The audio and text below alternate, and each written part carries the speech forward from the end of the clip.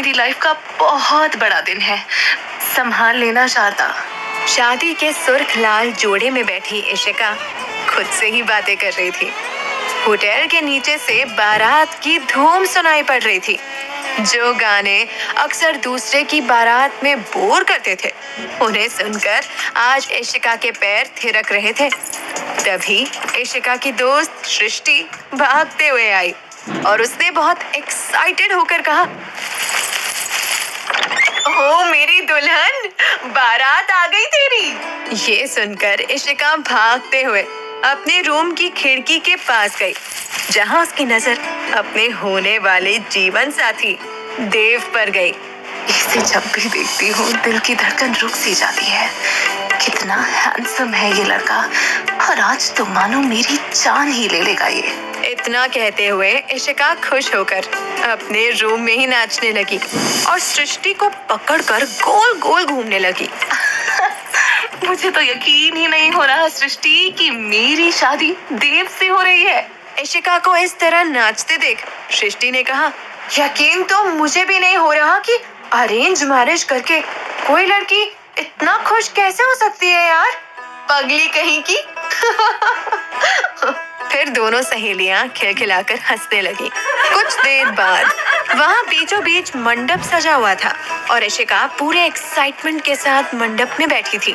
लेकिन वहाँ मौजूद सभी लोगों की नजरें दूल्हे को ढूंढ रही थी, जो अचानक लोगों की भीड़ में से कहीं गायब सा हो गया था। सब इधर उधर फुसफुसाकर इसी बारे में बातें कर रहे थे। वहीं इस सबसे बेखबर इशिका की नजरें सिर्फ अपने देव की एक झलक पाने के लिए तरस रही थी। तभी पंडित जी ने कहा, वर को बुलाइए, विवाह का शुभ मुहूर्त निकला जा रहा है। पंडित जी ने इतना कहा ही था, तभी देव सामने से चलता हुआ आया। देव को देख इशिका झट से बोली, मुहूर्त नहीं निकलेगा पंडित जी, दूल्हे राजा आ गए हैं। तभी सृष्टि उसे कोहनी मारते हुए बोली, चुप कर जा मेरी माँ, देव के घर वाले तुझे घूर घूर कर देख रहे हैं। सृष्टि और इशिका आपस में बात कर ही रही थी। इतने में देव आकर इशिका के बगल में बैठ गया। इशिका देव की ओर देखकर मुस्कुराई, लेकिन देव ने अपना मुंह फेर लिया। उसके चेहरे की गंभीरता देख इशिका की मुस्कुराहट गायब हो गई। फिर सृष्टि ने इशिका और देव का गठबंधन किया और तभी पंडित जी ने मंत्र पढ़ना शुरू किया। इशिका ने धीरे से देव से कहा, बारात आने में कुछ ज्यादा ही लेट नहीं कर दिया? मैं कब से तुम्हारा इंतजार कर रही थी। Not fair. इशिका की बात का देव ने कोई जवाब नहीं दिया। देव का ये अंदाज देख इशिका ने मन में कहा, मुंह तो ऐसे लटका है जैसे इसी की विदाई होनी हो। कुछ देर बाद पंडित जी ने कहा, फेरों के लिए वर और वधू खड़े हो जाएं। पंडित जी की बात सुन इशिका तो झट से खड़ी हो गई, लेकिन देव अपनी जगह पर बैठा रहा। ये देख पंडित जी ने फिर से कहा, आप भी खड़े हो जाइए यजमान। पंडित जी के दोबारा बोलने का भी देव पर कोई असर नहीं हुआ। ये देख इशिका धीरे से बोली, क्या हुआ देव? इशिका की बात का देव ने कोई जवाब नहीं दिया और खड़ा हो गया। ये देख इशिका के चेहरे पर मुस्कान आ गई। वर वधू से आगे रहेगा। इतना कहकर पंडित जी ने मंत्रों को पढ़ना शुरू किया। तभी देव ने पंडित जी को रोकते हुए कहा, रुक जाइए पंडित जी। देव की बात सुन इशिका के साथ साथ शादी में मौजूद सभी लोग हैरान रह गए। तभी पंडित जी ने फिर से कहा, क्या बात है यजमान, फेरों का मुहूर्त हो गया है, अब देरी किस बात की? फेरे होंगे, लेकिन मंत्रों के साथ नहीं, शर्तों के साथ। देव की बात सुनकर पूरे मैरिज हॉल में हंगामा मच गया। शर्तों के साथ? ये कैसी बातें कर रहा है लड़का? शादी जैसे पवित्र बंधन में शर्तें कैसी? सभी लोग आपस में खुसर फुसर कर बातें करने लगे। इतने में देव के पिता अखिल रायजादा आगे आए और उन्होंने देव की तरफ देखते हुए कहा, ये सब क्या है देव? ये शादी है, कोई तुम्हारा बिजनेस कॉन्ट्रैक्ट नहीं। शादी भी तो कॉन्ट्रैक्ट ही है पापा, 7 जन्मों का कॉन्ट्रैक्ट। देव की बात सुनकर अखिल के चेहरे के हाव भाव बदल गए, मानो देव की बातों में कोई गहरा राज छिपा था। आसपास मौजूद लोग भी ये सब देख हैरान रह गए थे। अखिल रायजादा गुस्से में बोले, चुपचाप शादी करो, ये फिजूल की बातें घर जाकर करना। इससे पहले कि देव कोई जवाब देता, इशिका अपने होने वाले ससुर को रोकते हुए बोली, 1 मिनट अंकल, अगर देव मान रहे हैं कि ये शादी 7 जन्मों का कॉन्ट्रैक्ट है तो मुझे कोई दिक्कत नहीं। फेरे मंत्रों के साथ हो या शर्तों के साथ, मैं देव के साथ रहना चाहती हूँ, इसलिए मैं तैयार हूँ। इशिका की बात सुन सभी लोग चुप हो गए। तभी देव ने इशिका का हाथ पकड़ा और बोला, मेरी पहली शर्त है कि इस रिश्ते में ना तुम्हें शिकायतों की जगह मिलेगी, ना कोई सवाल करने का हक। देव की पहली शर्त सुनकर उसके पिता अखिल रायजादा एक बार फिर भड़क गए। ये क्या तमाशा है देव? ऐसी कौन सी शादी होती है जिसमें पत्नी को अपने पति से सवाल पूछने का हक नहीं होता? देव ने अपने पिता की बात का कोई जवाब नहीं दिया। अखिल गुस्से में देव की ओर बढ़े, तभी इशिका की आवाज आई, मुझे मंजूर है। इतना कहते हुए देव ने इशिका का हाथ पकड़ा और पहले फेरे के लिए आगे बढ़ गया। पहला फेरा पूरा होते ही देव दूसरी शर्त कहने लगा, मेरी दूसरी शर्त है कि आज से तुम अपनी नहीं, मेरी मर्जी की गुलाम होंगी। तुम्हारी जिंदगी के हर फैसले पर तुम्हारा नहीं, सिर्फ मेरा हक होगा। तुम्हारी जिंदगी की दिशा अब मैं तय करूंगा। जिंदगी तुम्हारी, फैसले मेरे। देव की दूसरी शर्त सुन इशिका की दोस्त सृष्टि इशिका के पास आई और उसे समझाते हुए बोली, मना कर दे इशिका, जिस शादी की बुनियाद में ही गुलामी है उसमें खुलकर कैसे जिएगी तू? ये शादी नहीं, बर्बादी है। इशिका ने एक नजर सृष्टि को देखा और बिना सृष्टि की बात का जवाब दिए बोली, मुझे मंजूर है देव। इशिका के ये कहते ही दूसरा फेरा भी पूरा हो गया। मेरी तीसरी शर्त, हम केवल धर्म से पति पत्नी होंगे, कर्म से नहीं। हमारे बीच पति पत्नी जैसा कोई रिश्ता नहीं होगा। मेरी दिल की तरह मेरे कमरे में भी तुम्हारी कोई जगह नहीं होगी। इस शर्त को सुन इशिका के बढ़ते कदम डगमगा गए। मंडप में खुसर फुसर शुरू हो गई। ऐसी शादी से तो अच्छा है लड़की सारी उम्र कुंवारी रहे। ये लड़की क्यों अपने पैरों पर कुल्हाड़ी मार रही है? लोगों की बातें सुन इशिका की आंखों में आंसू आ गए। देव उसे टोंट मारते हुए बोला, क्या हुआ इशिका? शर्त मंजूर नहीं है? मुश्किल लग रहा है तो ये शादी यहीं रोक देते हैं। मुझे तुम्हारी ये शर्त भी मंजूर है देव। इशिका के हामी भरते ही देव भी हैरान रह गया और तीसरा फेरा भी पूरा हो गया। मेरी चौथी शर्त, आज से तुम्हारे सपने मेरे पास गिरवी होंगे। तुम सिर्फ मेरे नाम से जानी जाओगी। ये सुन इशिका के चेहरे का रंग उड़ गया, क्योंकि उसने अपने पिता का फैशन डिजाइनर बनने का सपना पूरा करने की कसम खाई थी। इशिका के वो सारे सपने उसकी आंखों के आगे तैरने लगे थे कि तभी देव की आवाज से उसका ध्यान टूटा। लेकिन इस नाम के रिश्ते को सिंदूर, मंगलसूत्र की पहचान कभी नहीं मिलेगी। देव की शर्तें सुनकर इशिका की नजर अपनी माँ शारदा की दी हुई सिंदूर की डिबिया पर गई। सिंदूर एक सुहागन का गहना होता है, उसकी पहचान होती है। उसकी माँ के शब्द उसके कानों में गूंज रहे थे, लेकिन इशिका देव को देखते हुए अपना मन महसूस कर रह गई और गहरी सांस भरते हुए बोली, मुझे मंजूर है देव। Not bad Ishika. बिना सिंदूर मंगलसूत्र के अपना नाम, अपनी पहचान सब छोड़कर तुम मुझसे शादी करने को तैयार हो। ऐसी भी क्या जिद इशिका। लेकिन अब तुम्हें पता चलेगा देव रायजादा कितना जिद्दी है। मेरी पांचवी शर्त, अपने सपनों के साथ साथ तुम्हें तुम्हारे अपनों को भी छोड़ना होगा। एक बार तुमने रायजादा मेंशन की दहलीज पर पैर रखा, उसके बाद तुम कभी वापस अपने घर में कदम नहीं रखोगी। बस बहुत हुआ। देव की पांचवी शर्त सुन इशिका के पिता तुरंत देव के पास आए और गुस्से से बोले, तुम्हें लगता है कि तुम जैसे घटिया लड़के से शादी करने के लिए मेरी बेटी अपने परिवार को छोड़ देगी, मुझे छोड़ देगी?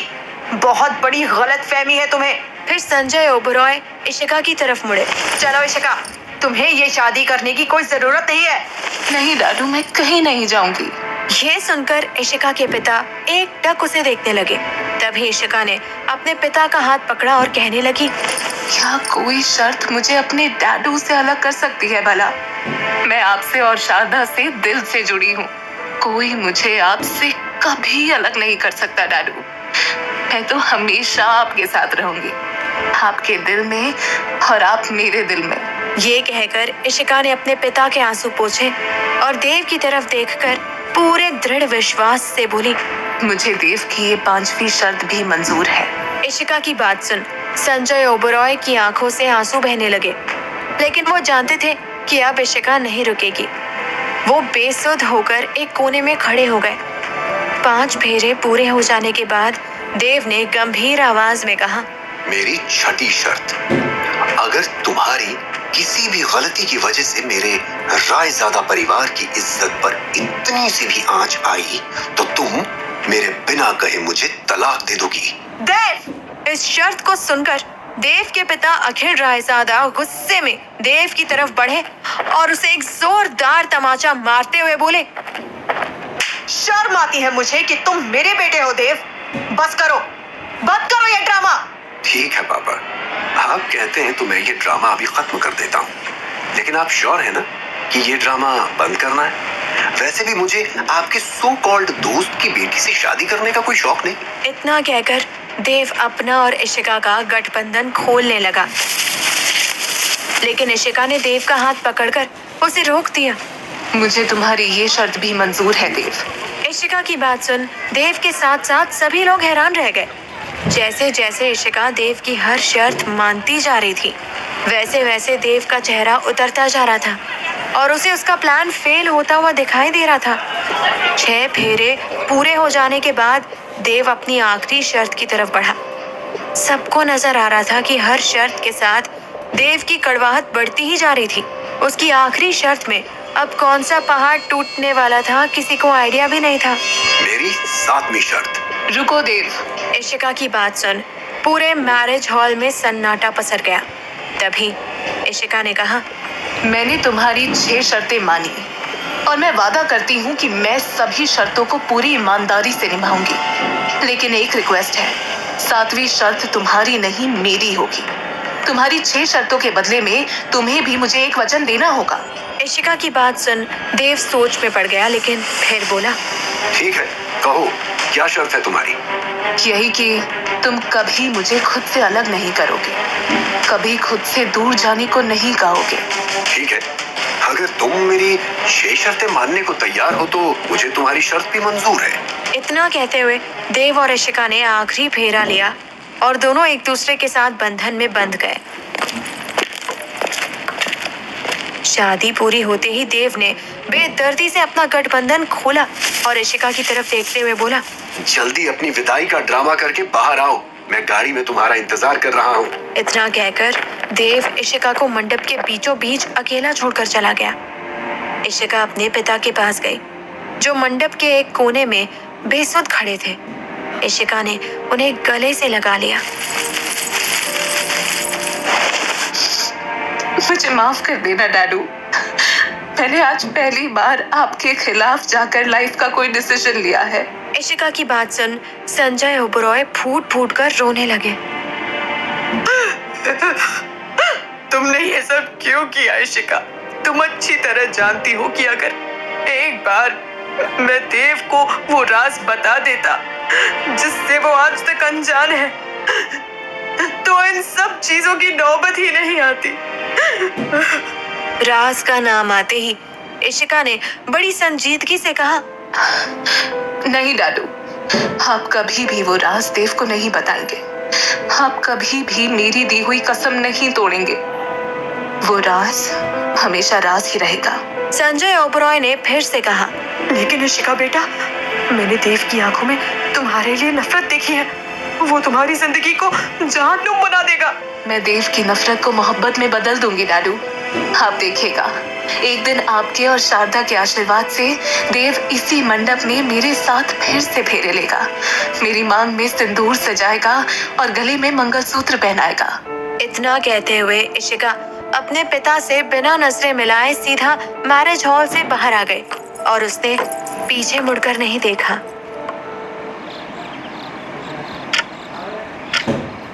रायजादा मैंशन में रात के 2 बजे इशिका अपने कमरे में सुहागरात की सेज पर बैठी अपनी माँ की तस्वीर को हाथ में लिए उनसे बातें कर रही थी। मैं आज की रात के लिए कितनी एक्साइटेड थी शारदा, लेकिन देव ने मेरे नजदीक ना आने की शर्त रखकर हमारी फर्स्ट नाइट की बैंड बजा दी। लेकिन तुम टेंशन मत लो, तुम देखना आज रात वो मेरे रूम में जरूर आएगा। अब तो वाइफ हूँ मैं उसकी, कब तक नाराज रहेगा भला। इतना कहते हुए इशिका की आंखों से आंसू छलकने लगे, जैसे उसे खुद भी पता हो कि वो अपना मन बहलाने की कोशिश कर रही है। वहीं दूसरी तरफ देव अपने घर के लॉन में एक लड़की को गले से लगाए खड़ा था। तभी उस लड़की ने रोते हुए कहा, तुम मेरे साथ ऐसा कैसे कर सकते हो देव? तुम तो सिर्फ मुझसे प्यार करते थे ना। मैं आज भी सिर्फ तुमसे प्यार करता हूँ ताहिरा। देव की बात सुन ताहिरा ने कहा, प्यार मुझसे और शादी उस इशिका से? वाह देव वाह, तुमने तो साथ मरने और जीने का वादा किया था। मैं कुछ नहीं भूला हूँ ताहिरा, मैंने अपनी मर्जी से ये शादी नहीं की है। पापा ने मुझे जबरदस्ती उस इशिका के साथ बांध दिया है। तुम्हें नहीं पता कि मैंने क्या क्या किया इस शादी को रोकने के लिए, लेकिन मेरा हर प्लान फेल हो गया। देव की बातें सुन ताहिरा ने रोते हुए कहा, सब कुछ बर्बाद हो गया देव। उस इशिका ने हम दोनों को अलग कर दिया। अब वो तुम्हारी पत्नी है और इस खानदान की बहू भी। नहीं ताहिरा, हमारी सिर्फ शादी हुई है, लेकिन इशिका को मेरी पत्नी होने का हक कभी नहीं मिलेगा। मैं उसकी लाइफ को हेल बना दूंगा।